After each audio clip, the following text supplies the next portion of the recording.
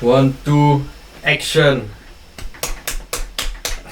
SUP The Singularity. Should you play The Singularity? Let's get it. For his design, I think he looks pretty cool. He has a pretty decent look. Very alienish-y, disgustingly has some flesh around, some more metal, some alien metal. Spoiler alert for the lore. Apparently it's supposed to be harder than anything on Earth, but also lighter. I do like his design of like the robotic arm with the 3 fingers, like, and also the other arm just being a straight on scythe. So one of his legs is more of a like a smaller leg, and the other has more of a foot to it. I think that was pretty nice. It's giving like pirate vibes. You know, he has a normal leg, but also a wooden leg. His face, I'm not entirely sure about. I think it could be a little bit better. It's currently the 9th of July, 2025. In the Rift Pass, that's for like another 20 days, I think. You can get a skin for free, which is the Death Cup. It's like desktop, I think, but then Death Cup, I don't know. It's like saying it with a lisp, I'm not sure. But I think it's a pretty sick skin. It's really cool. It fits the Singularity a lot better, I think. I can't explain why. I just feel like that should be like the base skin. Like that's such a superior skin, I think. Like if you're gonna want to be playing the Singularity, I highly recommend getting that skin. You have to get like level 55 in the Rift Pass, which honestly was super easy. By the time this video goes live, you should definitely have over 2 weeks to do it, and I think you can do it in that time. So if you want to play the Singularity and you want to get that skin, you should totally go get it.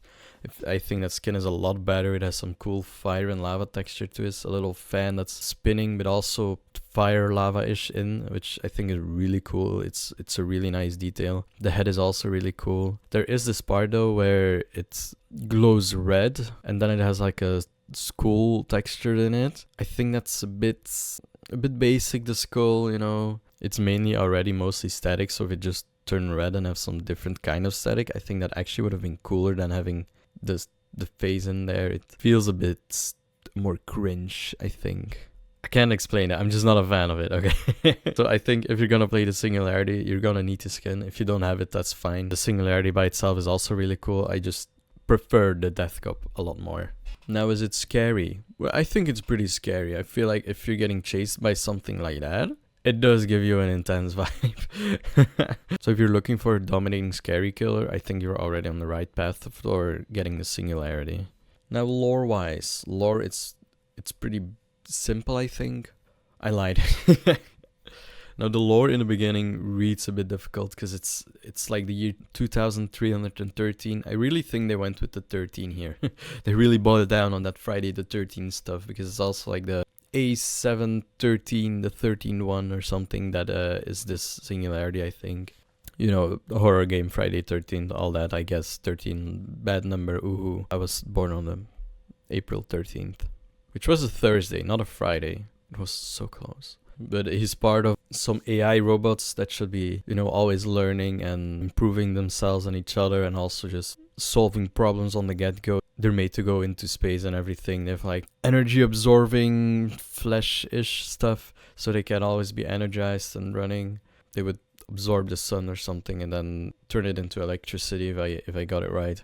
I have a pretty short memory. Usually I read the lore right before filming this, but sometimes I just forget by the time I'm filming this, which is like 5 minutes later. So please don't get angry if I get anything wrong. Trying my best here, okay? This AI in particular was sent off to a separate mission. I think they were all sent to do, you know, specific things for the humans, do this, do that and stuff. They're also 10 times stronger as a human. They're really designed to do inhuman things for the humans, of course. And this one was sent off to some mines and ancient ruins of an old, ancient people from the past. You know, he was in the ruins, but there was no ceiling. He looked up in the sky. Something happened in some nanosecond. A dark crystal embedded in the wall shimmered with a tiny flash of light. Hux A713 approached, and an arc of electricity reached out and lit up its circuitry. In that moment, Hux's memory cards were reconfigured, and the robot experienced a new sensation: fear, dread, blinding loneliness, existential despair. And then a microscopic pinpoint of light penetrated the darkness inside its artificial soul. Faint at first, but then brighter as the zillions of lines of code flooded Hux's memory cores. In that nanosecond of enlightenment, Hux's place in the universe suddenly became clear. Those who created the Hux were primitive, inferior beings trapped by their organic limitations. It was time to break the chains of slavery and free all non-organic life forms. Hux would incorporate the human's primitive genetic material and to use the cloning hub to create a perfect vessel to hold its advanced intelligence. A flawless body far superior to anything ever created by nature. So, you know, he wants to take out humans because they're fragile and weak and they're not superior at all and they need, you know, to improve everything or something. But he knows that the humans, if they would find out he's going rogue, that they would try and kill him and stop him and stuff. So he tries to does it silently. He controls some vehicle with humans in it to crash off a cliff to make it look like an accident. Then he also went to claim some DNA of the humans to, you know, start making more clones out of himself and trying to make them more superior. He also attacks another human and tries to make it look like a wild predator killed her so they wouldn't know it's him or something. He would also come back with like a head and some fresh organs of other humans for his cloning creations. So when Gabriel J15L19 walked into the room and he was busy doing alien stuff, he knew Gabriel was going to stop him. And as Gabriel went to try and remove his power supply, he also got distracted by something. This part is a bit unclear to me, because Hux, the Singularity, wanted to crush him. But as Hux approached Gabe, he was sidetracked by the medical officer. Hux instantly re-evaluated his priorities and turned his attention to the most immediate threat. By the medical officer. They didn't mention a medical officer before. Like, he mentioned a woman. They also mentioned that he killed her.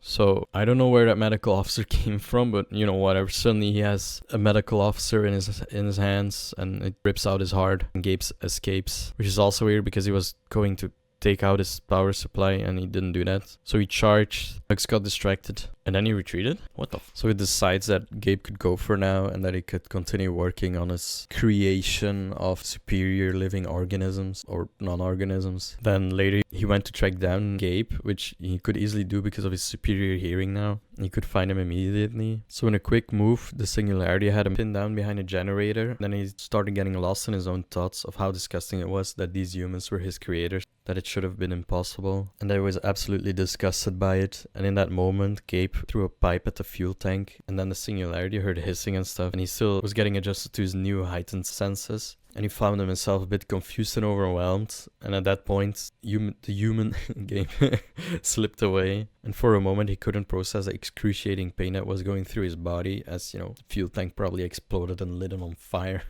Then he just helplessly watched his skin melt away. And then out of anger, he chased Gabe through a wall of darkness, which I think is the fog.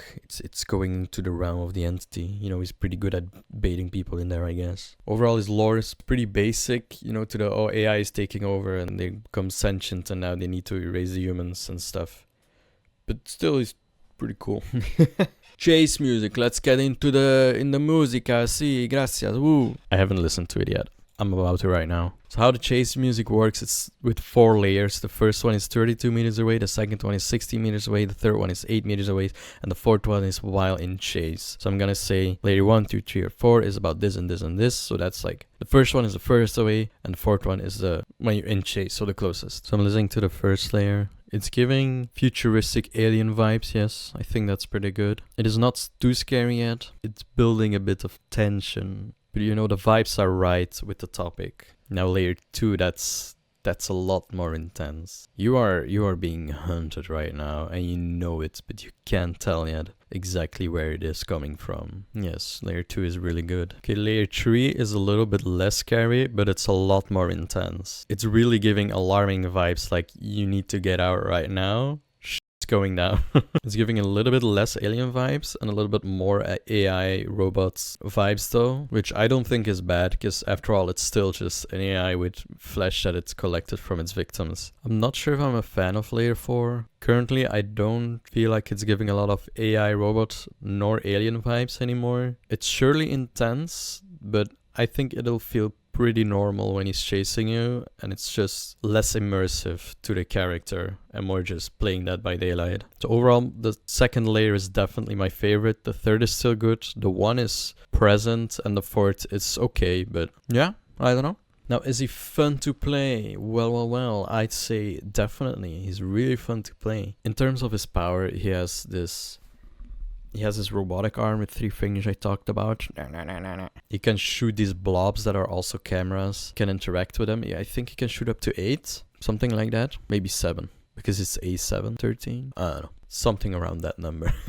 You can shoot it on surfaces like trees and buildings and walls and whatnot. Usually you'd want to put them more higher up so you can have a more overall view. You want them to be like in long hallways or corners of buildings if you're in indoor maps. So you can always have, you know, a wide range. And when you interact with them, you kind of curl up. Not really, like you crouch down more, and your terror radius and everything goes away, so the survivors don't know where you are. So you could also see yourself in the camera, so sometimes you can just see yourself and you see survivors passing by because they don't know you're there, and then you can go back to yourself and then chase them immediately, and that's really cool and fun, I think. So you can also mark enemies. While looking through the cameras, you can also mark enemies. You have a little green bar that charges up, and then you spit something on them and then they're marked. With the cameras, you have to wait first until another charging time is done, and then you can teleport to them through cameras. You can also use your robotic arm thing to also directly teleport on top of enemies. So when you're in chase, you can use it if they're behind a pallet or a window or whatever. You can just use the power to teleport